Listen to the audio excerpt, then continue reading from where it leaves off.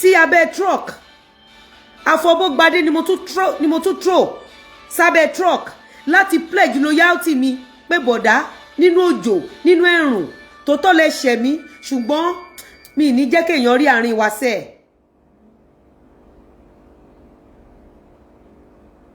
ọjọ́ tí mo gbọ́ tí wọ́n play voice bọ̀dá Ṣégè lọ́dọ̀ Àfọ̀bọ́gbadé Germany I was broken. My heart was shattered. Kódà mo sick ẹ. Bọ̀dá yìí dẹ̀ ṣe báyìí fún mi. Kí ló mú bọ̀dá yìí lọ máa sọ báyìí pé èmi gan tí n bá dé kó kíní kan kí ló ṣe bí téèyàn bá pé èèyàn lọ́rẹ́ ara èèyàn abẹ́gbọ́n tàbúrò tẹ́ni yẹn ó ń wọnú òtútù ó ń wọnú ẹ̀rùn wá dúró ni. It's not about money, it's not about cash. Ǹgbà tí mo ṣe party àwọn tó wá àwọn olówó ọlọ́rọ̀ mi ò fọjọ́ kan lọ tọrọ owó lọ́wọ́ wọn kí expect nǹkan kan in return.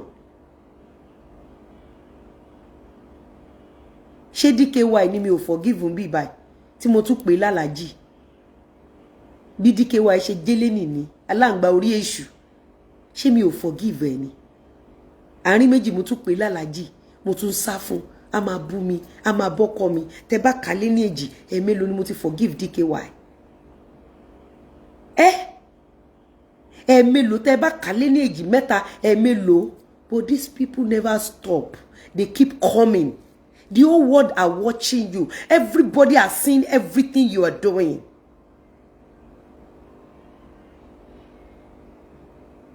This is DKY. Oh no. Gbogbo nǹkan tó ṣẹlẹ̀ lórí social media yìí pátápátá kò ṣe nǹkan tó yọ lè forgive anybody. But síbẹ̀ nínú ọkàn mi torí mo mọ̀ tí mo gbé dání. Mo mọ̀ tó bá jẹ̀dá tó bá ní agbára gidi tó ń lò fi ṣoríire I mean spiritually tó bá ní bó ṣe máa ń pe àwọn nǹkan ẹ first thing tó kọ́kọ́ máa ní tó bá ní ẹni agbára má kọ́kọ́ rò pé fẹ́ fagbára yẹn pààyàn àbò fẹ́ fi agbára yẹn mú yàn wálẹ̀ fi agbára yẹn máa dáríjì yàn torí ìjọ́ tó bá máa rán níṣẹ́ sí àwọn ẹni bí kó lè wọlé kanlẹ̀.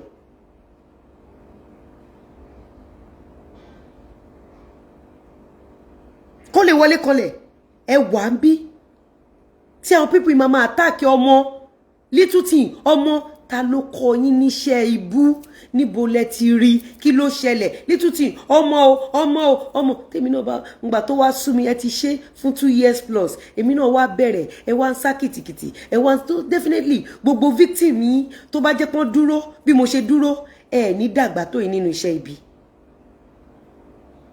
ẹ ní dàgbà tó yìí nínú iṣẹ́ ibi ẹrẹ Esabod ẹ wo bẹ Esabod bó ṣe ẹni tó ń pè ní grandma ó dẹ̀ jí bíbí èlò ní ṣẹpẹtẹrí kó lé ẹ lọ́wọ́ èlò ní ṣẹpẹtẹrí fún ẹ èlò ní ṣẹpẹtẹrí fún ẹ tó bọ̀ lẹ́ẹ̀jẹ́ in likes of mommy ọba ńlá my beautiful mommy wọn ò mọ̀ pé ó ń gbowó tó bá kọ̀ ti gbé kéèsì èèyàn wá gbogbo ọ̀nà kọ́ máa gbẹ́ni ẹ̀ hánu ni mommy Adébíyí pé ó mọ̀ pé ó ń gbowó. Imagine èyàn ò ṣẹ́ èyàn ò rò ẹ́ ó dẹ̀ lọ́mọ ẹ máa kú. Àwọn wo ló fún yín ní audacity àti máa ṣépè fọ́mọ àti máa wish ikú fọ́mọ lọ́mọ tó wá sọ pé èyàn gbọ́dọ̀ wish ikú fáwọn ọmọ tí yín náà it's not going to work. Date and time don't lie. Ṣé mọ̀mí Anamáyọ̀wá la fẹ́ sọ ni mọ̀mí Anamáyọ̀wá tẹ wá ré náà tẹ fojú rí dínkù tẹ ló máa change weather ni o Sprite ni Coke ni ṣó ti wá change. Ṣé mo reason tí mo ṣe gbádùn mọ̀mí Anamáyọ̀wá because she was not full-blooded Yoruba. If Anamáyọ̀wá was full-blooded Yoruba á ti dà mí. So kò sí bàbá ńlá kó ẹni tó lè pè mí lẹ́nìí pé Lizzy kí lẹ fẹ́ kí la fẹ́ parí.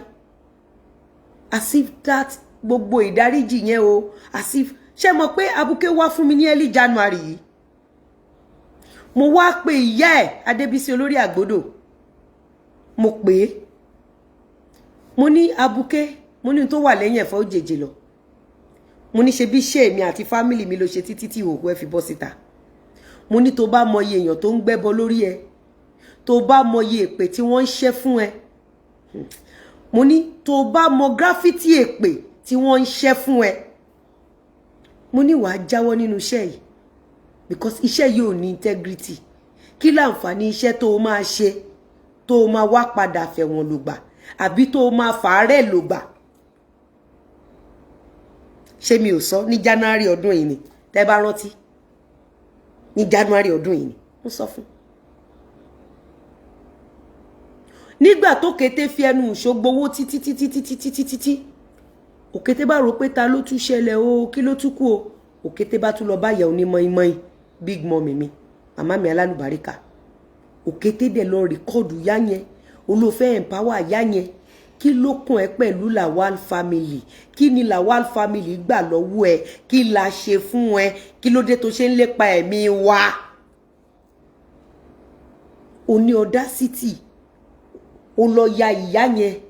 Ìyá tó lọ ya yẹn mi sọ fún ẹ páwọn ayé nìyẹn.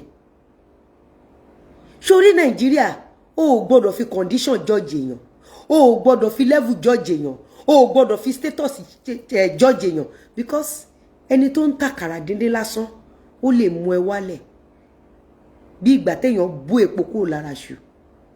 Nàìjíríà náà ń pè bí.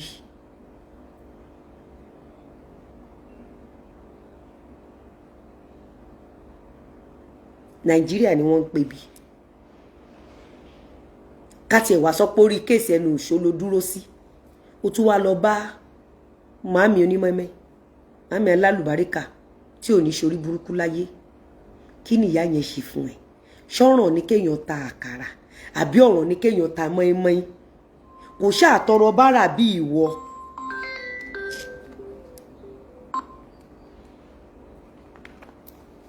Hello sir. Hello sir. Hello sir. Mo ń gbọ́ yín sir. Okay sir. Okay, good sir. Good. Ẹ ṣé sir. Mo wà on live o. Okay sir. Okay sir. Okay sir.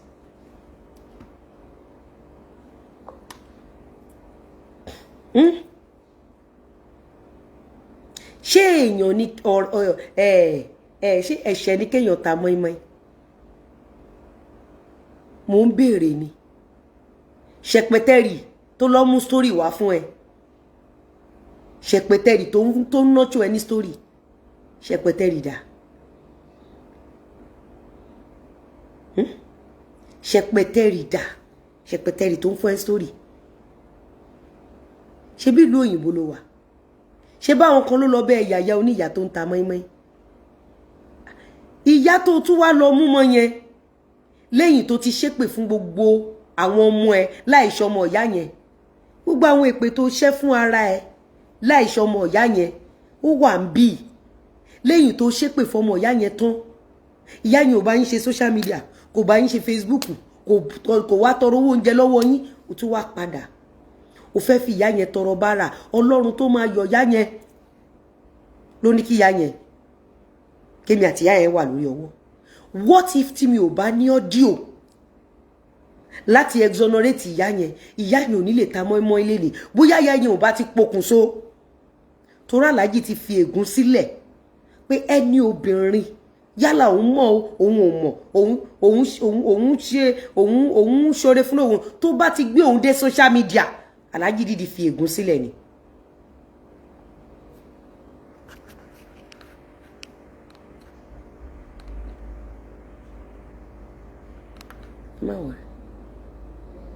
Alhaji dídì fi ègún sílẹ̀ ni. Tí ò bá sí audio ìyá yẹn tí mo get hold of, tí mo fi exonerate ìyá yẹn, abuké ó bá ṣe máa fi ìyá yẹn pawó lọ. Ó bá ṣe máa fi ìyá yẹn pawó lọ. Ó bá ṣe máa fi ìyá yẹn pa owó lọ báyìí. Ẹnu ìṣòdo dẹ̀ fi gba owó fún ọdún mẹ́rin. Kò sí mọ́tò, kò sílé, ó sì ń bẹ́ẹ̀ lọ́jọ́ Sunday. Kò lè bá fi ilé hàn ilé tó parọ́ fún ayé pé ó kọ́ fún. o dẹ̀ kọ́ ilé fún, o dẹ̀ ń gba owó ẹ̀, o dẹ̀ fi ń gba owó tí ọmọ yìí dẹ̀ ti sọ from day one. Ó ní ẹ má bully Lizzy, ẹ má bully anybody. Wọ́n torí pé wọ́n fẹ́ pa owó. O wá bully, o bà nǹkan tó dáa jẹ́, o balẹ̀ ọlá jẹ́, o fọ́ gbogbo ẹbí, o dẹ̀bí rú. Torí wọ́n fẹ́ pa owó. O wá pa owó yẹn tán, o wá ń dáná. O tún wá kówó yẹn padà wá, o wá fi kọ́lé. Ṣé mo lé ẹ kiri? Ṣé mo fọlọ́pàá lé ẹ? Ẹ̀yin èèyàn, ṣé mo fọlọ́pàá lé ẹnu ìṣórí? The same abuké bẹ́gà yìí ló ní kẹ́nu ìṣó wá fi ọlọ́pàá mú mi ní more than 8 times. Imagine. Lẹ́yìn tán ṣe show tán lọ́mọ àwọn máa kú, ẹnu ìṣó wá fi ọlọ́pàá mú mi more than 8 times. Èmi tí mo ní agbára, tí mo ní connection, tí mo lè fi mú ẹnu ìṣó bí eṣinṣin, mi ò fọlọ́pàá wa rí ilé ayé mi, mi ò fọlọ́pàá wa lọ rí. Ṣé ẹ ṣọ́ọ̀kì ṣá? Ẹ gbàgbé ọlọ́pàá. Energy tí mo fi ń ṣe àdàbí Promax yẹn. Tí n bá gbé energy yẹn jókòó, tí n bá gbé lórí ẹnu ìṣó. Kí ló máa ṣẹlẹ̀? Bọ̀ kí ló kàn mí? Kí ló kàn èmi àti ẹ̀? Bọ́ọ̀lù tó lọ́n fi ràn sí mi ló ṣe fún mi. Tó bá jẹ́ pé ohun tí mo deserve ló ṣe fún mi, ó kó òun náà kọ́ lọ́hùn. 20 ọdún lẹ ti ń sọ fáráyé pé ẹ fẹ́ kọ́lé, ẹ̀ ń kọ́lé lọ́wọ́ tó ń dáwó fún yín. Àmọ́ Ọlọ́run rínú mi. Ẹ̀yin judge mi based on my physique. Ẹ judge mi based on my status. Ẹ wá gba ẹni tí ò jẹ́ nǹkan kan láyè nínú ayé. Àbí ẹ fẹ́ fi já ilé ọlá bọ́. Ohun tó múrú mi. Ẹ̀yin náà ẹ wò ìyàwó afọ́jú kí ló ṣe fún abuké tábuké jókòó. Tó ń sọ wípé afọ́jú ò lè gbà ìyàwó ẹ̀ padà mọ́. So tó bá wá jẹ́ pé ìyàwó afọ́jú lórí rìkọ́ọ̀dù afọ́jú tó gbé wá sí social media, definitely abuké á ti rán àwọn tó ń pààyàn láti lọ gbẹ̀mí ẹnu ìṣó. Ẹ jọ̀ọ́, ẹ̀yin tẹ́ ẹ bímọ tẹ́ ẹ fẹ́ jèrè ọmọ yín, ẹ rọra ṣe lórí social media.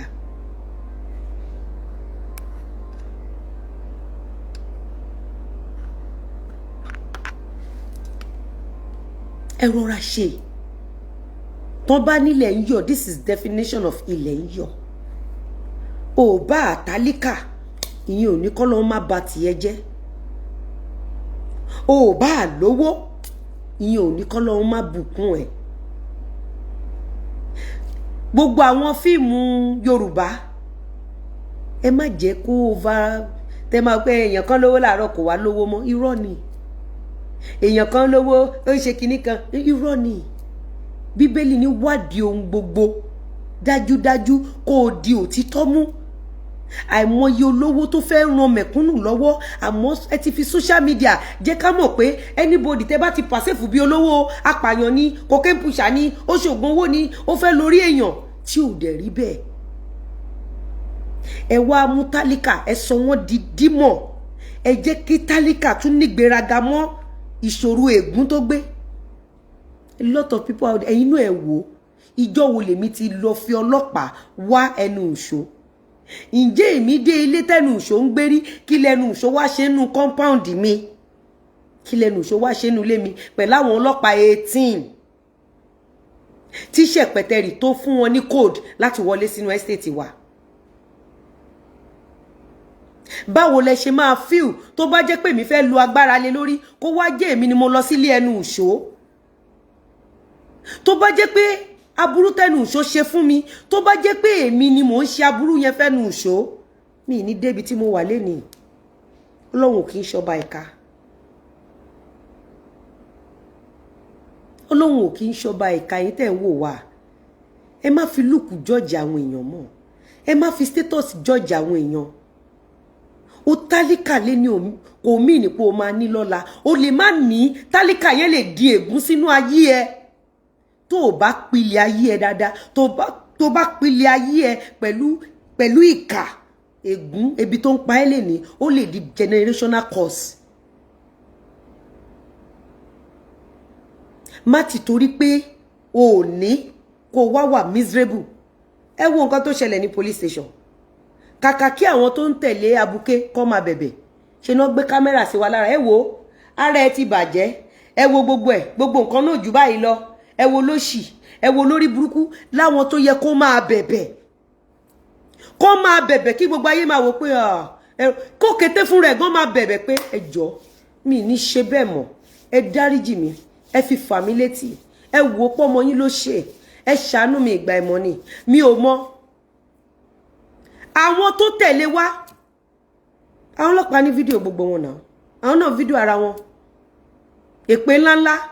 Wọ́n sọ fún Mr. Lawal erélè olóṣì dọdọyọ adatọ́ aṣièrè. Ìyàwó ẹ̀ ló ń bọ́ bó ṣe wà yẹn o. Dàgìnì dọ́rọ́. Tẹ́ bá rí bọ́ ń bú Mr. Lawal. Tẹ́ bá rí ohun tí wọ́n sọ sí ọlọ́wọ́ ṣíbí. Tẹ́ bá rí ohun tí wọ́n sọ sí ìyá ọba ńlá, ìyá òṣì, political thug, ìyá ẹ̀sìn, ìyá òfò, ẹ wo gbogbo rẹ̀, ẹ wẹsẹ̀, ẹ wò dí bọ́n ń gbé kámẹ́rà sí wa lára nìyẹn. Wọ́n tún fẹ́ nà wá ní police station. Báwo ló ṣe rí bẹ́ẹ̀? Ẹ mú bí tí Lizzy Anjorin tó ti yan èèyàn kan. Ẹ mú bí tí Lizzy Anjorin ti mú warrior kan tí mo ní kẹ́ lọ máa bú àwọn tó ga láyé. Ìyá máa jẹ abuké. Ìyá gidi máa jẹ abuké. Lifetime ìyá ló máa jẹ abuké. Generational ìyá ló máa jẹ abuké. Èpè kọ́. Ẹ bi mí pé kí n explain. Ẹ bi mí pé kí n explain.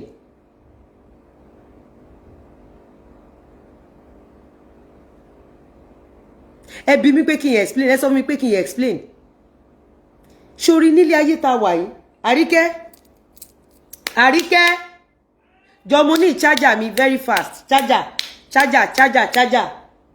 Very fast. Ìwọ dà.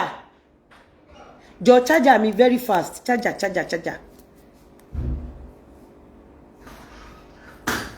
Charger kò sí níbí. Extension yẹn bolo wà. Fóònù ti fẹ́ kú jọ. Mi fẹ́ kó kú. Down.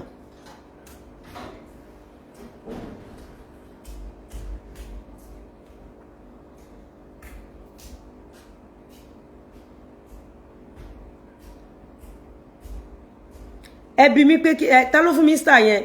Ẹni tó fún Mr. ìràwọ̀ onítọ́nu lé yín. Ẹ bi mí pé kí ni reason? Come. Ṣorí nílé ayé yìí. Tó bá mọ olówó. Má jẹ́ kó jẹ́ pé financial support ló fẹ́ ní wọn fún. Àwọn tí abuké kó jọ.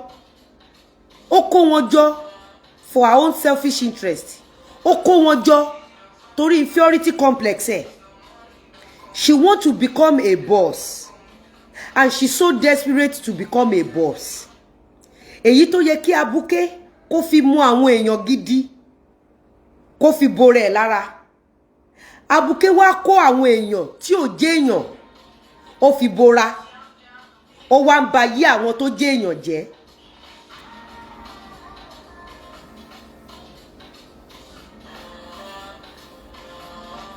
Ṣé explanation yẹn yé yín nǹkan tí mi sọ. Ṣé rí ibi tá wà yìí, ilé ayé tá wà yìí, l'Amẹ́ríkà, ní London, anywhere in the whole world. O gbọ́dọ̀ ní èèyàn lára. O gbọ́dọ̀ ní connections.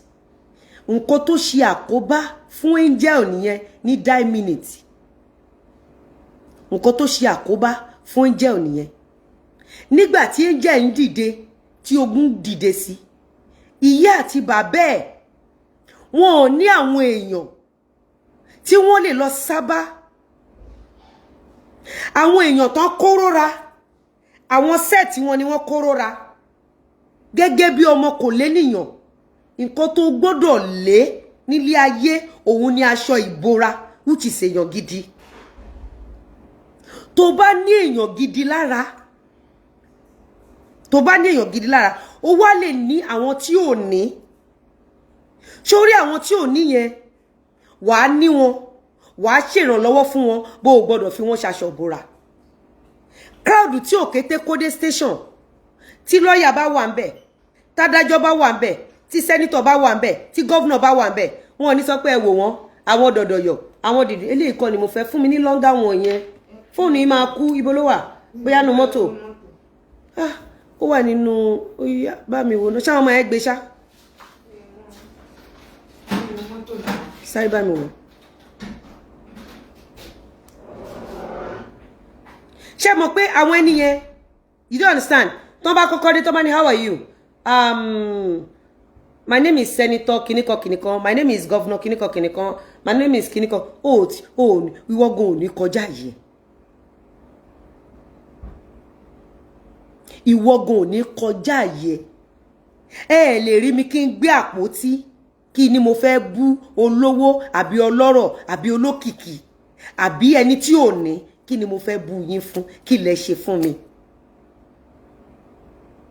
ẹ mú bi téèyàn ti ṣẹ̀mí wá rí tí mo wá gbàpótí tí mo jókòó tí mo ní mò ń ṣe show kò possible láti jọjọ́ ìtàwọn tí wá ń gbé mi nílé tó bá jẹ́ pé wọ́n gbọ́n ni ẹgbẹ́ èèyàn lẹ́ẹ̀kíní ẹgbẹ́ lẹ́ẹ̀kejì ẹgbẹ́ lẹ́ẹ̀kẹta ẹgbẹ́ lẹ́ẹ̀kẹrin ẹgbẹ́ lẹ́ẹ̀karùn ẹgbẹ́ lẹ́ẹ̀kẹfà ẹni tó wá jẹ́ ọ̀gá ọlọ́pàá tó ń tọ̀ yín lẹ́yìn ó tún wá gbé ẹni oníkẹ́ni ẹ máa bọ̀ l'Àbújá ẹni yóò tí ì dé Àbújá tí ọ̀gá ọlọ́pàá yẹn ti sọ pé yes sir oh yeah this is the document go back to Lagos ẹ lọ settle ẹ kò yẹ kó ti yé yín pé ẹni yẹ sá fún ṣùgbọ́n ayé yín tó máa bàjẹ́ ó ń jẹ́ kẹ́ padà wá jẹ́ kẹ́ padà wá mi kúkú mọ̀yàn ọmọ ìyá lámàlà ní mí gbogbo ilẹ̀ kúkú mọ̀ pọ́kọ́ mi táńtọ́lọ́run làwa méjèèjì mi ní connection kankan mi mọ̀yàn nígbà tèmi ń build I build kings gbọ́ mi I build kings I build leaders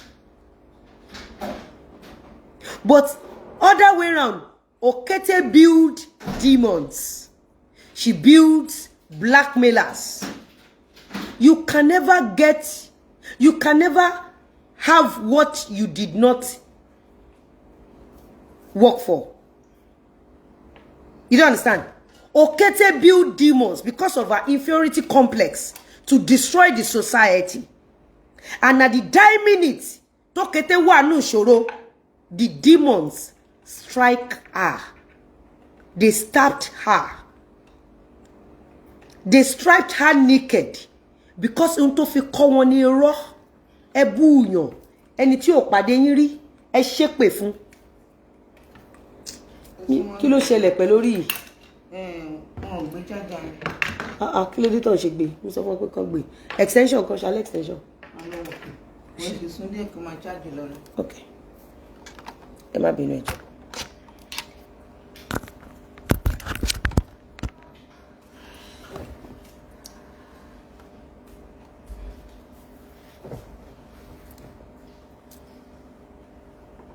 ṣé kí ni ẹ ti yé yín inferiority complex ẹ máa gbogbo àwọn tó ń bú wa ní police station tó ń bá gbé wọn lọ́la kí làwọn family wọn máa sọ wọ́n lọ wọ agbára wọ́n lọ ẹ má gbàgbé pé ìkan náà wà Tóyìn òun àti èyí tó ń tàmàlà yẹn òun àti Vivian yẹn náà pè mí o ọjọ́ tó ń gbé agbékunlé mú ó ní nǹkan tálámàlà yẹn sọ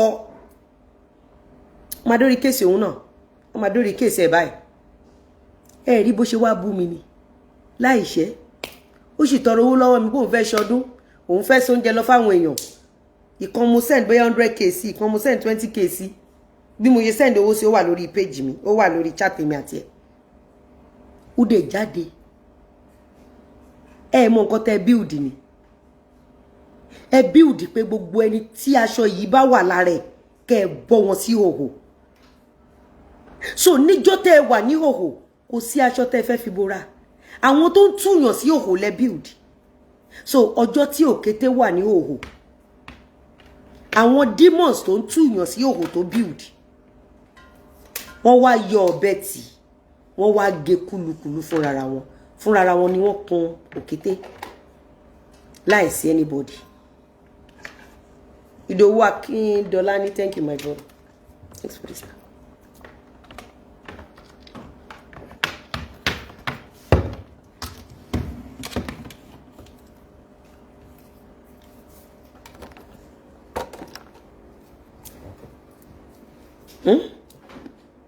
Checking it here. She built demons due to her inferiority complex. She wants to become a boss. A pathetic beggar wants to become a boss. Ẹni tó ní orí ọ̀fẹ́ àti kàwé ọ̀fẹ́ nílùú òyìnbó ọ̀fẹ́. But because of the inferiority complex, gbogbo opportunity tó ní nílé ayé, she failed herself. She refused to use every opportunity láti jẹ́ èèyàn láyé. Even nílùú òyìnbó tó wà kò ní aṣọ lára.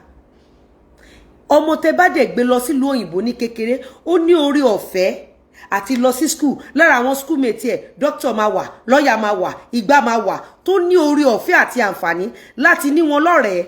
But instead, she become a bully. Not just a bully, a deadly blackmailer. Gbogbo àwọn tó wá ń lò bí irinṣẹ́ kò mọ̀ pé wọ́n ń lò òun bí irinṣẹ́ ni. Lọ́jọ́ tèní, ẹni ọba àbí olóyè Nàìjíríà àbí ẹni tó di position kan mú tó bá wá sọ pé òun fẹ́ gba òkèsè sílẹ̀, ó risk position ẹ̀yẹn ni. Because tó bá ti dọ́wọ́ títí wá, a máa jẹ́ kí gbogbo àgbáyé mọ̀ pé ẹ̀sà President Tinubu lára àwọn tó ń sponsor àwọn tó ń da ìkórú àti Nàìjíríà rú àwọn rèé. Kò dẹ̀ sí bọ́n ṣe fẹ́ ṣe, wọ́n máa dìgì wọn. Ẹ rí pé blackmailer ni. Ṣé governor fẹ́ lọ root fẹ́ni tó lọ mọ̀nàyàn mọ́ ṣọ́ọ̀bù ni? Àbí ọba ìlú òṣìṣẹ́ o, kíní yóò ṣiṣẹ́ o, kíní yóò ṣiṣẹ́ o, jọjọjọjọ. Kíní yóò ṣiṣẹ́ o. Ilé kò ṣe dáadáa. Kò ṣe máa bọ̀. Ṣé extension yìí ṣiṣẹ́ ṣá? Wow. Sorry.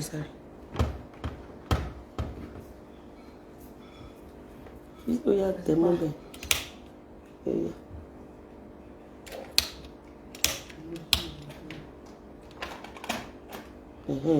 Ṣiṣẹ́ báyìí. Ó ní slow charger, ṣé kò sórí mi? Orí o? No. Ní ṣiṣẹ́ rán. Kí ni white ẹ̀ wọ́n gbé àbí? Wọ́n gbé charger yìí.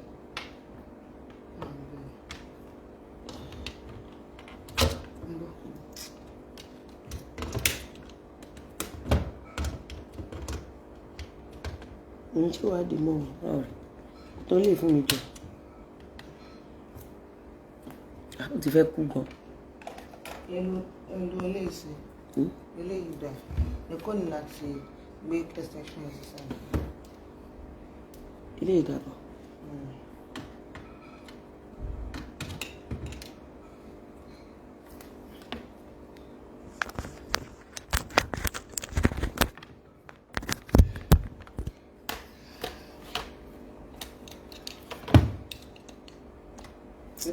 Òṣìṣẹ́. Ẹ lo orí fún ṣe ẹ lo.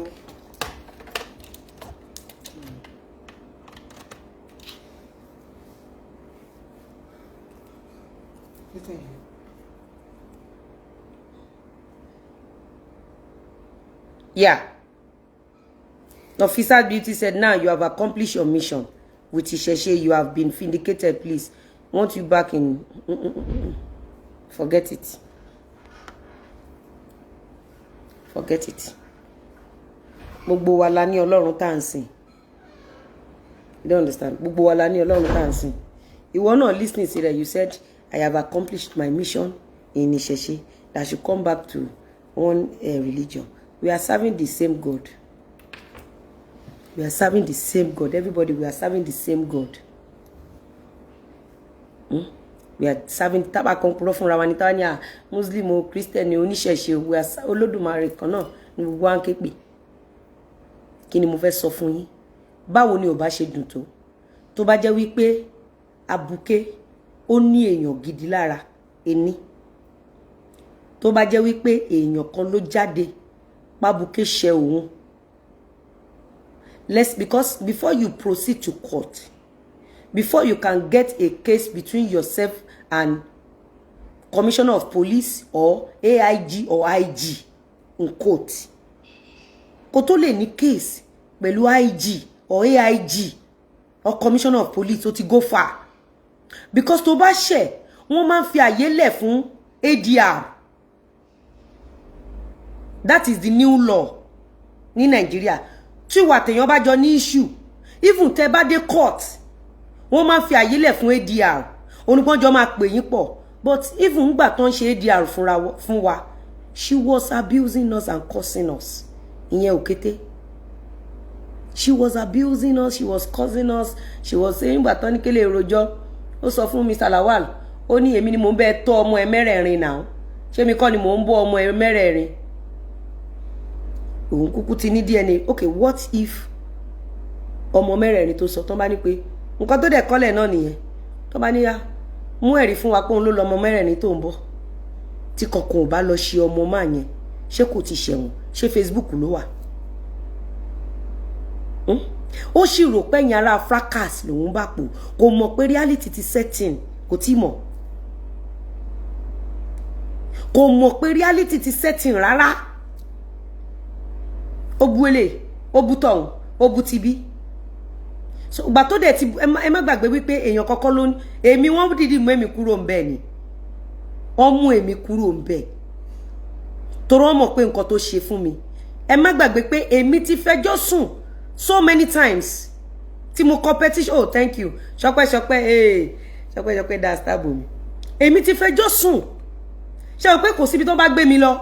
Man okay, so date. Mo ti competition sí bí báyìí, mo competition sí bí, mo ṣe léyìí, mo tún gbé lọ sí ẹ̀rí dẹ̀ wà pé mo gbé lọ sí court. Gbogbo ìgbà tí mo gbé lọ sí court yẹn, ìtumọ̀ ni wípé mo fi àyè lẹ̀. Ṣé court tá gbé lọ ní UK tó award owó fún wa pé ká tún fún as a bully pé a ní jurisdiction. Mo ń bi yín ni pé ṣé kèmi lọ san owó ni. Tí Ọlọ́run tóbi lọ bá. Ṣé mọ̀ pé òun ló manipulate case yẹn. Ọ̀tọ̀ ní court tó yẹ kán gbé case yẹn lọ. Ó wá lọ manipulate ẹ̀. P&P ló jẹ́ kí n mọ̀ pé lawyer tá gbà ó ń ṣiṣẹ́ pọ̀ pẹ̀lú ìyá aládé witch ẹ̀. P&P ní pé lawyer yìí. But ẹ̀ ń bá ìyá aládé witch ẹ̀ ṣiṣẹ́ now. Ó wá ní it doesn't matter. I can work for her. P&P ní no. You don't understand? Because they took that case to wrong court. Wọ́n wá tún wá ní ká sanwó. Kéèyàn gan má lájẹ̀ wá gbàjẹ́ now. Òkété èèyàn kì í push èèyàn bẹ́ẹ̀ yẹn. Òkété Ọlọ́run go push. Èṣù gan ò ṣètò ẹ̀ now. Òkété. People are just calling you Èṣù of love. You are not Èṣù. Èṣù is not heartless. Èṣù is not heartless now. Ó búyàn. Ó fẹ́ pa ọmọ ọwọ́ wọn. Wọ́n tún wá gbé ẹ. Wọ́n gbé ẹ lọ sí court. Ó wá lọ dọ́gbọ́n lọ manipulate. Àṣé lawyer yẹn ń ṣiṣẹ́ pọ̀ pẹ̀lú yín. Ẹ wá gbé case yẹn lọ sí another court. Wọ́n wá award owó fún ẹ. Ọjọ́ tó award owó fún ẹ pé ká tún sanwó fún ẹ. Ó feel happy àbí? Inú ẹ dùn. Èmi kọ́ ló ní kí n sanwó fún ẹ. Nigeria ló máa sanwó fún ẹ. Àwọn tó yẹ kó ṣe case yẹn ló máa sanwó fún èmi kọ́. Case ẹ deep gan now. Ṣé kí n forgive ẹ kémi sanwó ni?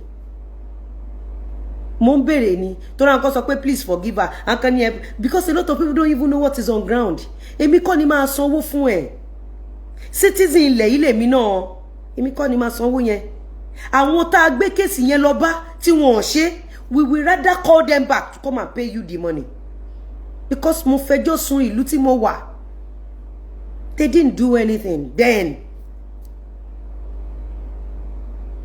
They didn't do anything.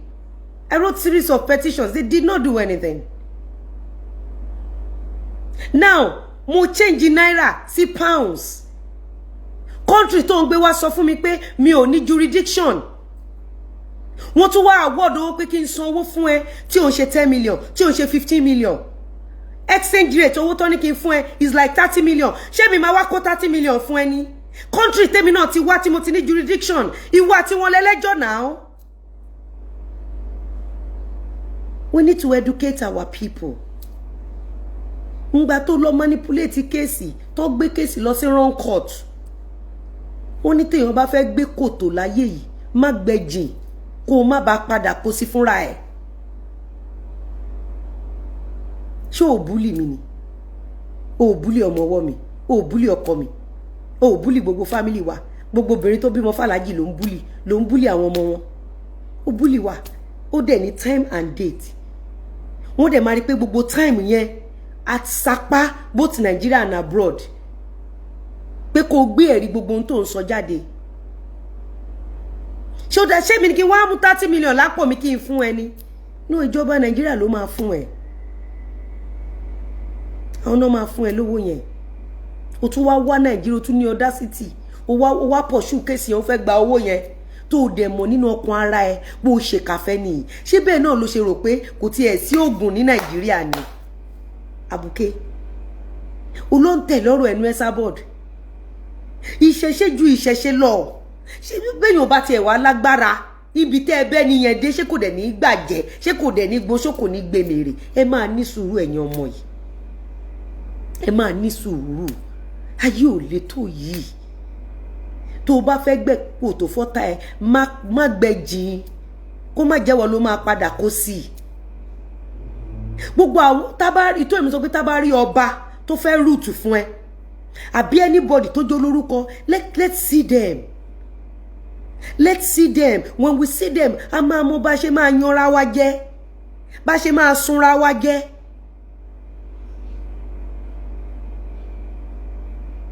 a jẹ́ wípé tí ọba kan bá ní kan fi ẹlẹ̀ àbí ìjòyè kan àbí olóyè kan nílùú kan a jẹ́ pé àwọn tẹ́ ẹjọ́ ń ṣiṣẹ́ because iṣẹ́ ni 419 ló lò fún mi ó búlì mi mo gbé lọ court ó lọ manipulate wọ́n gbé lọ wrong court wọ́n wá award owó ó tún wá Nàìjíríà ó fẹ́ gbowó àwọn tó bá láwọn fẹ́ ràn ẹ́ lọ́wọ́ ajá àwọn tẹ́jọ́ ń ṣiṣẹ́ papọ̀ adé unveil face yín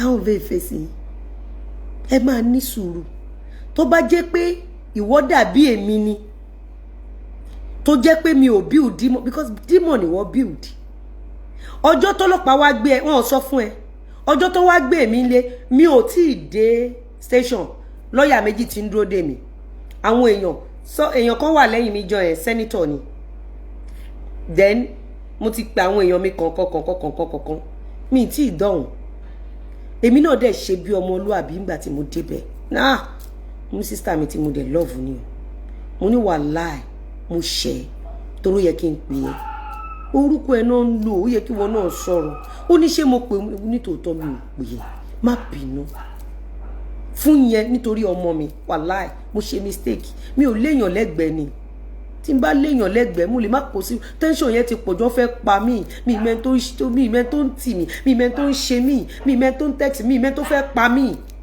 má bínú àwọn ọlọ́pàá tó wá gbé mi gan ó ní sister mi kan mi ìfẹ́ dárúkọ ẹ̀ bá ti ẹ̀ ṣe ti kọ́kọ́ rí appearance mi kọ́kọ́ wọlé mo ní sister mi ìmẹ́ tó gbé mi wá o ṣùgbọ́n anybody tó bá gbé mi wá bí sister ẹ bá mi bẹ̀ wọ́n mi tí mọ nǹkan tí mo àti ẹni ṣé o mọ nǹkan tó ṣe mí sister mi mọ nǹkan tí mo ṣe ṣùgbọ́n anybody tó bá ti gbé mi débi ẹ bá mi bẹ̀ wọ́n mo dẹ̀ kúnlẹ̀ ẹsẹ̀ méjì mo ní because sister mi níyàn mi níyà mi ní bàbá mi ilẹ̀ tó lè sáré fún mi despite va pé senator wà náà tó tẹ̀lé mi débẹ̀ mi ò ti torí pé senator dẹ̀ tẹ̀lé mi dé station kí n wá ṣe báyìí Banana Island ni senator mi ti jáde ló ti join mi brother mi kan náà wá láti Abuja òun náà wà lẹ́kọ̀ọ́ òun náà ti join mi at least the police station yẹn powerful people ló tẹ̀lé mi débẹ̀ but mi ò rò pé torí pé powerful people mẹ́rin ló tẹ̀lé mi débẹ̀ kí n wá ní kò sí nǹkan kan tó máa ṣẹlẹ̀ sister mi jù anybody tó bá gbé mi ṣe rí ìgbà tí ẹni tó gbé mi wá tó jáde kọ́kọ́ ṣe báyìí mo wá ní kó lọ pé IPO kéèsì mi tó ló sọnù wá mo wá sọ fún IPO yẹn pé ẹ mélòó lẹ ti sọ fún mi pé ẹ fẹ́ lọ gbé ẹni wọ́n tún bèè lọ́wọ́ lọ́ọ̀yà mi mo ní ẹ mélòó náà sọ pé fẹ́ lọ invite mi ẹ má invite ẹ celebrity ni ayé ò gbọdọ̀ rí ní police station rárá kó wá gbọ́ orúkọ mi mo kàn ní pé ẹ bá mi sọ fún àwọn ọmọ yẹn tó wà lórí kó fi mí lẹ̀ kó jẹ́ ntajà mi ẹ bá mi sọ fún wọn nínú ẹ má gbé wá ẹjọ́ tó bá jẹ́ pé níbi tẹ́lẹ̀ organize kájọ parí ìjà and mo dẹ̀ rántí àǹtí kí lórúkọ àǹtí Dọ́lápọ̀ wọ́n pick ibì kan ní ibi Lẹ́kì tó pe àwa méjèèjì nígbà yẹn mi mọ̀ pé àwọn òkété sì ń àti ṣẹpẹtẹrì mi mọ̀ pé because ordinarily mo ti ń gbèjẹ ní ẹ̀gan online mo ti ń gbèjẹ ní egbowó ìmọ̀ ìjọ ń pẹ́ tọ́nu tèmi bó dẹ̀ ṣe wọlé báyìí ó kọ́kọ́ dá sírọ̀ fèmí náà dá sírọ̀ fínú tiẹ̀ ti bí mi kí tá a kíní kan létà báyìí ìgbà tó dẹ̀ sọ̀rọ̀ fún ẹ wò má bínú ìyá mi ó sọ̀rọ̀ kan ó ní pé tí n bá rí nǹkan yẹ kí n pe òun which is true mi mọ̀ kan tẹ́ni sọ ta ló fi rẹ́dẹ̀ tì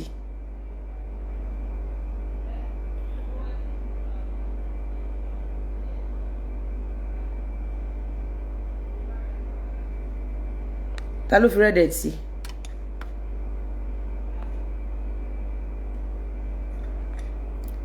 ó wá sọ gbólóhùn kan ó ní pé ṣé bí mo ní nọ́mbà òun mi ṣe pé òun kíní kan ibẹ̀ yẹn níwájú Ọlọ́run àtèèyàn ṣe rí nílé ayé yìí tẹ́lẹ́jọ́ bá ti mẹjọ́ ẹlẹ́bi ò ní pẹ́ lórí ìkúnlẹ̀ wàláì ibi téèyàn sọ lọ́hún wà she was very right for that point bó yẹ kí n pé òun she was right but mi ò lè pé torí n tó sọ fún mi pé kí n lọ ṣe mo dẹ̀ ní for that reason ìwọ kọ́ ni mo bẹ̀ ọmọ mi kọ́ ọmọ mi má bínú àwọn àǹtí yẹn ò lè ṣe nǹkan kan àwọn àǹtí yẹn wọ́n ní pé celebrity ni gbogbo yín ìrísí yín òun ló ń dùn wá nínú ló ń dùn mọ́ wá nínú kíní ó dẹ̀ bá àwọn ó yá ìwọ náà sọ fún Lizzy kó má bínú my sister ẹ má bínú òun náà bẹ̀ mí ó yá sọ fún àbúrò ẹ ṣebí sister ẹ ni aṣá máa rí ẹ tó máa ń gbèjẹ ẹ a máa rí right up tó máa fi ń gbèjẹ ẹ tó bá fẹ́ fàjà yín kíní níbo ó ti parí ẹ òun náà èmi náà ó yá má bínú ìjọ òní bẹ́ẹ̀ di ọmọ adẹjọ́ sọ̀rọ̀ adẹ parí ẹ̀ sí bẹ́ẹ̀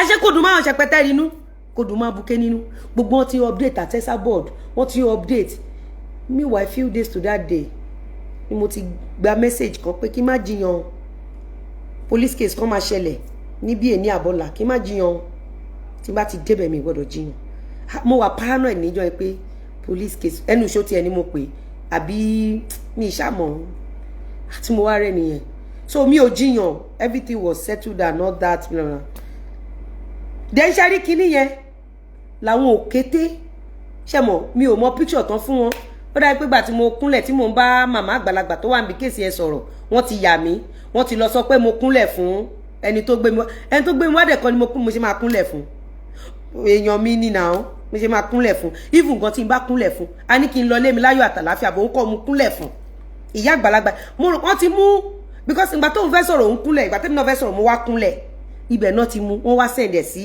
àwọn abuké kíní ẹ ló wá fún abuké ní ọ̀dá títí pé kẹ́nu ìṣó máa lọ zone 2 thinking pé tán bá mú mi máa kúnlẹ̀ fẹ́nu ìṣó náà ó ti ẹ̀yìn kò pé 3 days rárá ẹnu ìṣó náà lọ competition sí zone 2 láti zone 2 ó lọ sí alágbọn láti alágbọn ó lọ sí pàǹtí láti pàǹtí ó lọ sí ọ̀dọ̀ CP láti CP ó lọ sí Àbújá ìgbà ẹni òkété fi ń bragi wípé ohun atẹnusọ máa ríra ní Tuesday a ní gbẹ̀bẹ̀ kankan tó bá bẹ̀ wá òun ló mú ṣẹpẹtẹrì wá ṣe ọ̀rọ̀ court àtọ̀rọ̀ police station òun ní ṣẹpẹtẹrì fi sọ pé òun ò ní gbẹ̀bẹ̀ ẹ imagine ó lóun ò ní gbẹ̀bẹ̀ àwọn ọmọ yẹn ò yẹ lẹ́ni téèyàn lè mọ̀ láyé àwọn ọmọ yẹn ń ṣe èèyàn kéèyàn dẹ̀ máa tajà ẹ̀ kéèyàn máa tajà ẹ̀ jẹ́jẹ́ ẹ dẹ̀ mọ̀ pé police case and court case ẹ mọ̀ tó máa náà pé it's not cheap ẹ kò fẹ́ bẹ́ẹ̀ nìyẹn náà wú ẹ fẹ́ bá tiẹ̀ jẹ́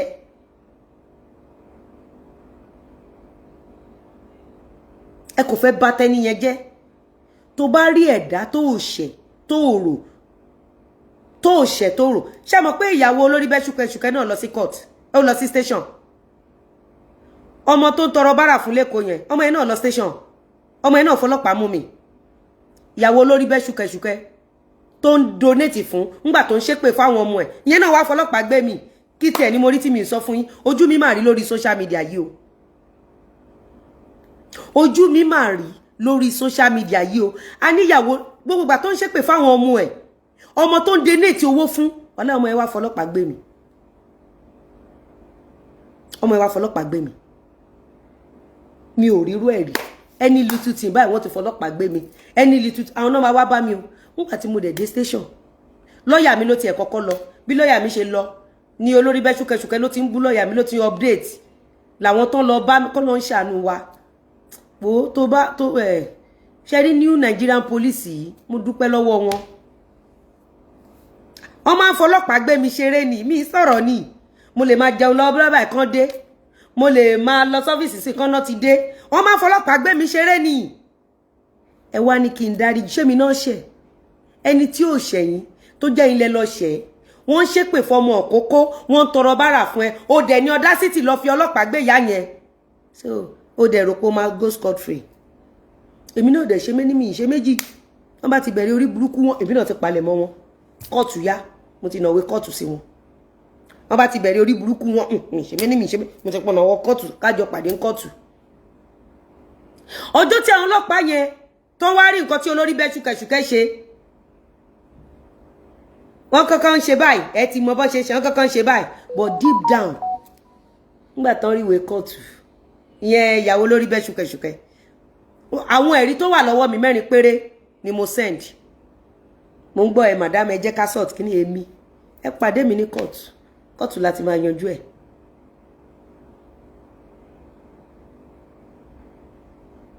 ẹ pàdé mi ní kóòtù a lè parí ẹ̀ ń bí torí èmi ò rí ibi tí èèyàn ti ní ẹ̀rí tó máa kọ petition tẹ̀dẹ̀ máa sign petition yẹn èmi ò ti rí rí èèyàn wá sí ọ̀dọ̀ ọlọ́pàá kò sí anything wọ́n kò déédéé gbé irọ́ wá ẹ̀dẹ̀ sign petition ẹ já lọ rò níwájú adájọ́ èmi náà deal pẹ̀lú wọn ẹ já lọ rò àwa gbọ́ madam you know what happen ẹ já máa lọ tádájọ́ bá sọ pé mi ni mo jẹ̀bi a ní èèyàn ṣe fake Canada visa ó ní iye tí mo ná wọ́n tún wá bú mi wọ́n lé mi mo lọ fi mi ò rírú ẹ̀ rí wọ́n tún ní kí ẹ náà wá fọlọ́pàá gbé mi yẹn náà tún gbé mi lọ kóòtù ṣé mo pa àwọn lọ́ọ̀yà tó ń tẹ̀lé nìyẹn bíi few months ago náà wá rí gbèsè tẹ́ni yẹn jẹ mí àti aburú tó ṣe ló wá di mi tiẹ̀ kọ́kọ́ sọ̀rọ̀ wá ní I demand for an apology and some kinikan million naira the other person ní kí la fẹ́ mú ní I need my money back gẹ́gẹ́gẹ́gẹ́ nídò mo lè ra tender owó òun rè pẹ̀lú ẹ̀rí òun rè wọ́n bá bí pé ń gbọ́ owó tó yá lọ́wọ́ ẹni ó lóun ti fẹ́ lómi oníṣẹ́ lómi tó fún ló jẹ lówó ìyẹn náà wà ní court case báyìí mo dẹ̀ rí ẹni yẹn pẹ̀lú arúgbó ọ̀bọ tó wà ní Canada pẹ̀lú ṣẹpẹtẹ́rì deal pẹ̀lú mi gan ẹ̀yin èèyàn ṣẹpẹ ẹ sì máa rí ẹ̀sìn ṣẹpẹtẹ́rì gan ẹ máa rí ìṣubú ẹ̀ tó máa ṣẹ̀sìn àgbáyé gidi ṣẹpẹtẹ́rì ó deal pẹ̀lú mi mercilessly ó deal pẹ̀lú mi bí ẹni tí ò ní ẹ̀jẹ̀ lára ó deal pẹ̀lú mi bí kí n kú ṣẹpẹtẹ́rì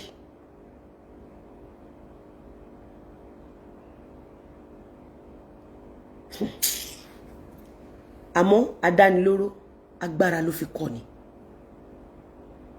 gbogbo owó tó yẹ kí wọ́n fi ṣoríire from one station to another from one police to another from one court to another gbogbo owó ẹ̀kọ́ yìí ẹ lọ bèèrè lọ́wọ́ ẹni lọ́ọ̀yà ẹ bèèrè lọ́wọ́ ẹni lọ́ọ̀yà ní Nigeria of today pé gbọ́ téèyàn bá ní 22 cases in the court ẹni yẹn máa ti ná tó èlò tẹ́ni yẹn tún ti wá ṣe case ní UK ní Nigeria of today wọ́n sọ fún pé ẹni yẹn ti ná fortune wọ́n sọ ẹlòmíì ń tó gbé ṣubú court case ẹyọ kan péré ni ló gbé ṣubú nú ayé ká máa tí sọ 1 2 3 4 5 6 7 8 9 10 11 12 13 14 15 16 17 18 19 20 21 22 àmọ́ ọ̀gán mo lè pe lọ́ọ̀yà mi sìn ẹ jẹ́ n pe lọ́ọ̀yà mi pé kéèsì wádìí mélòó jẹ́ n pe lọ́ọ̀yà mi.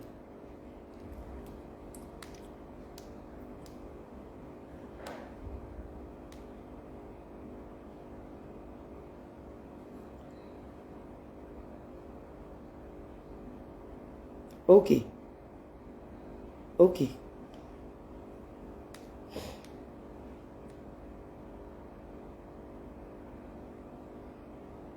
Okay, sir. God bless you, sir. God bless you, sir. God bless you, sir. Ẹ jẹ́ n pè mo fẹ́ béèrè lọ́wọ́ lawyer mi pé case wá di mélòó báyìí. Mo fẹ́ pè lawyer mi mú bọ̀. Torí ẹni tí ò bá gbọ́ tẹnu ẹ̀gà, alẹ́ ẹ̀gà ń pàtó. Èmi ò mú yàn lọ station, èmi ò mú yàn lọ court. Èmi ò ń ṣe court case. Mi mú yàn lọ court, mi mú yàn lọ station.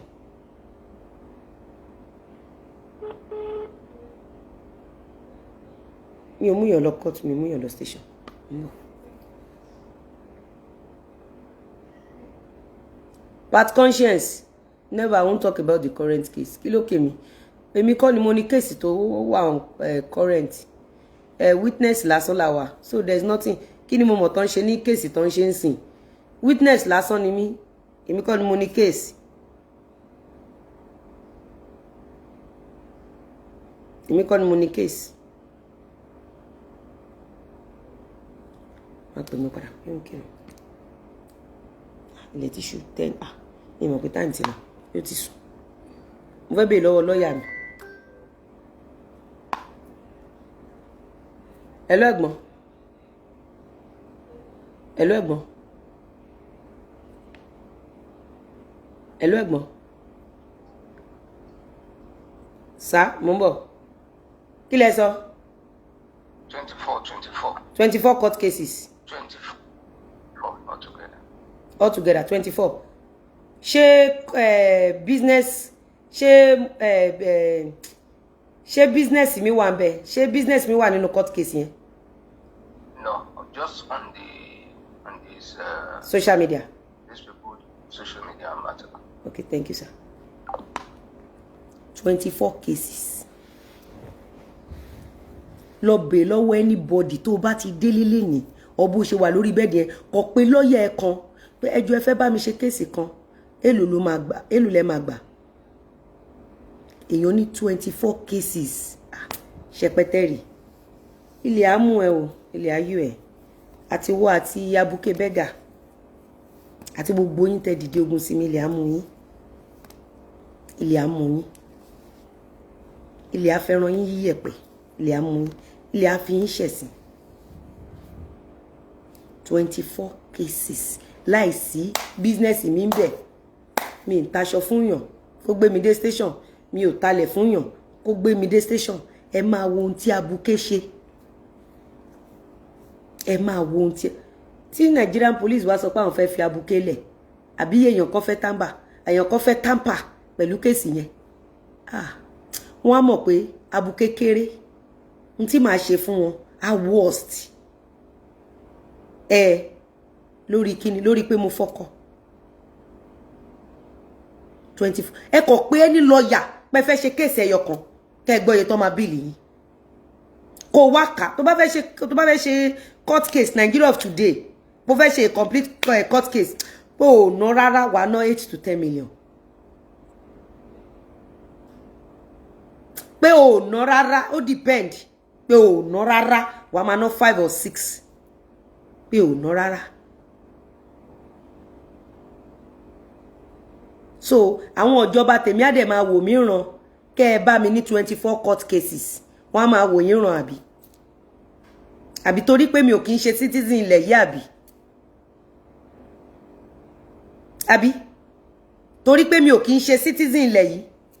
Wọ́n á máa wò mí ràn àbí. Ẹ̀yin abiyamọ ẹ gbà mí lọ́wọ́ wọn o.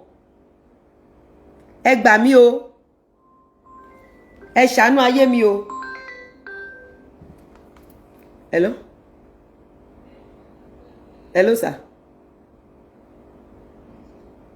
Okay, sir.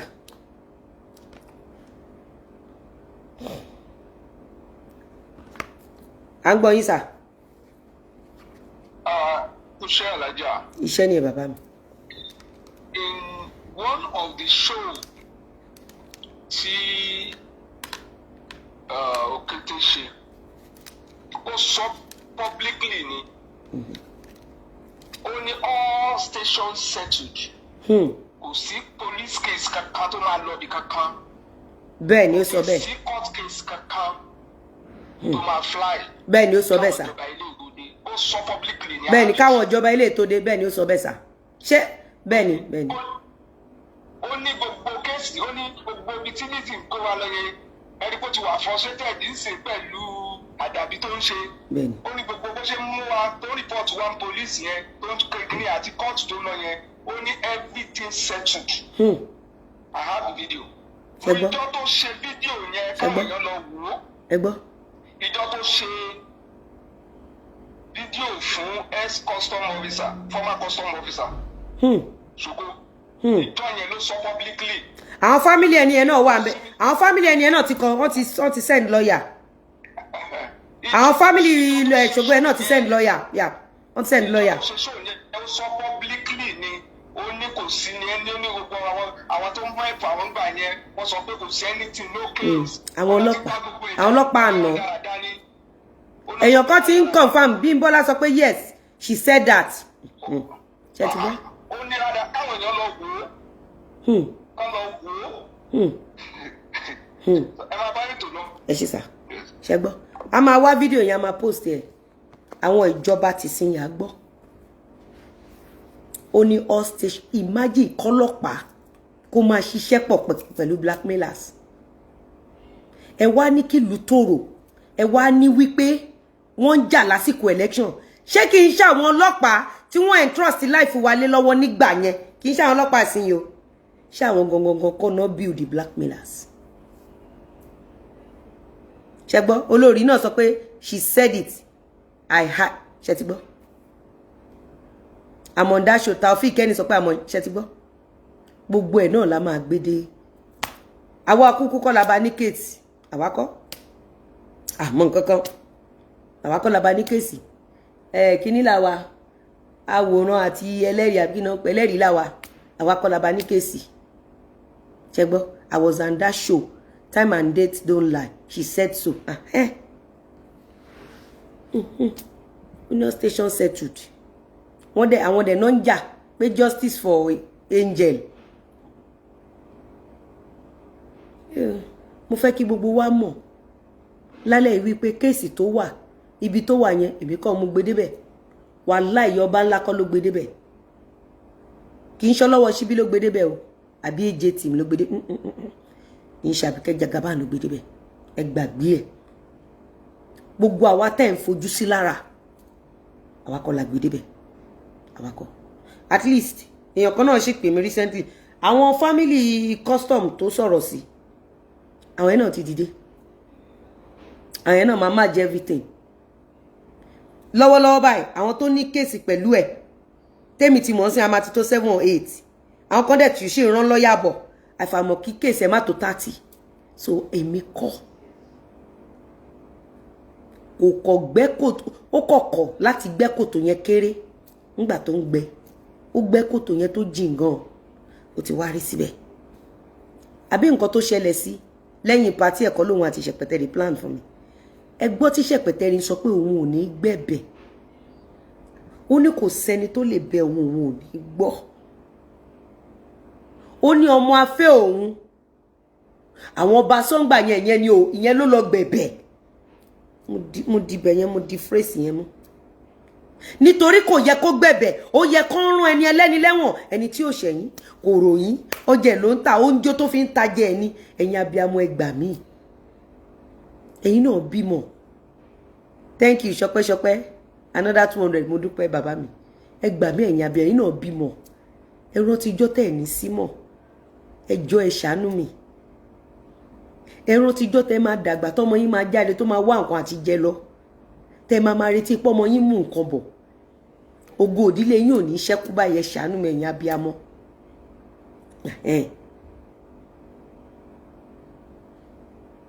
Tọ́lá sọ pé they have really troubled you. Imagine me going to station. Kí blackmailer dẹ̀ máa sọ fún mi pé all stations settled. The only thing tọ́lọ́hun tí ò fi lé wọn lọ́wọ́ nípa mi òun ni ẹ̀mí mi àti ìṣubú mi. Torí pé mo fi ènìyàn mímọ̀ sọ̀rọ̀ torí mo rí èèyàn dàbòrà. Ó wá di wípé tá a bá lè pa, tá a bá lè rán lẹ́wọ̀n, ó yá ẹ̀yin ẹ máa búlì ẹ̀ lọ, ẹ make sure pé mi bọ́ lẹ́nu ẹ̀. Ṣé ó dá kán bá ọwọ́ ọlọ́pàá pẹ̀lú irú àwọn ọmọ yìí ṣó dá kí àwọn ọmọ yìí máa sọ wípé all stations settled. When we're talking about police brutality àwa náà ti jẹ́ ń bẹ̀rẹ̀ nígbà kan rí kò kìí ṣe nísìn. Ṣó dá kí odidi agbófinró ọ̀gá agbófinró kó dẹ̀ máa wo ògo ìdílé Yorùbá tóun náà dẹ̀ jẹ́ Yorùbá tí wọ́n dẹ̀ ń gba ẹ̀mí lọ lára ògo Yorùbá ẹ wá ní kí Yíbò má lówó jù wá lọ. Bàbá tó ń gbà mí lẹ̀ ń gbà yẹn kò kí ń ṣe Yorùbá o kò kí ń ṣe Yorùbá kò kí ń ṣe Yorùbá èyí tó gbé lọ sí Àbújá mo rántí dáadáa IG wò pé why tí case ṣe máa wà nǹkan tẹ́ máa lọ gba case ẹ fẹ́ tẹ ẹni ẹlẹ́ni mọ́lẹ̀ ní àbí kíni. In fact do you understand mi ò ríru torture yẹn rí kí odidi ọ̀gá ọlọ́pàá kò ń ṣọmọṣẹ́ o ò dẹ̀ ń ṣiṣẹ́ pọ̀ pẹ̀lú àwa ní Nàìjíríà ò dáa àwọn ọlọ́pàá àná ni wọ́n ṣe tèmi bá ṣe máa rojọ́ wọn nìyẹn àkókò ní dárúkọ bọ̀ á rántí wọn gbogbo wa ládẹ̀ rí bọ́n ṣe máa ń kọ́mẹ́ǹtì sọ́dọ̀ Òkété tó máa ń fún ní thumb up ńgbà tó tún máa sọ fún Òkété pé ride on àbí wọn ń kọ́mẹ́ǹtì ń bẹ̀ láàrin èmi àti ṣé wọn kì í kọ́mẹ́ǹtì ń bẹ̀ lọ́dọ̀ Òkété ṣé wọn ò kọ́mẹ́ǹtì ń bẹ̀ ṣó dáa ẹ mọ iye ọlọ́pàá tó wà lọ́wọ́ mi tó ń kọ́mẹ́ǹtì lọ́dọ̀ Òkété ni ẹ ti gbàgbé ìkan tára Máyọ̀wá interview ni tó lérí ikú síra ẹ ti gbàgbé ni látàrí pé Òkété parọ́ pé èmi gbé ọlọ́pàá lọ́nà ẹnu ìṣó gẹ́gẹ́ bí ọlọ́pàá agbófinró tó smart ṣé bó yẹ kẹ́ ẹ béèrè fídíò tọlọ́pàá tí Lizzy gbé lọ́nà ẹnu ìṣó dà ẹ béèrè fídíò ẹ kọ̀ tó sẹ́yìn Òkété ni ẹ worú àwọn tó ń darí wa ń gbàjẹ́ ẹ wá ní ké meme fi elele kó má ní báǹkì 1 million fracas náà ń sọpọ́ọ̀tì nígbà yẹn wọn ò sọpọ́ọ̀tì lọ síwájú Nàìjíríà unlike àwọn ọlọ́pàá ìsìn wọn kojú bọ gbogbo ẹni you do anyhow you see anyhow tá Aṣíwájú bá máa fi parí tẹ́ni ọ̀wọ́n ẹ lè rí sí irú ẹ̀mẹ́mẹ́ fi elele because Aṣíwájú is a smart man. He is a smart man. Lè rí irú history ẹ̀mẹ́mẹ́ fi elele yẹn láyé. Aṣíwájú is very highly intelligent and Aṣíwájú is a businessman par excellence.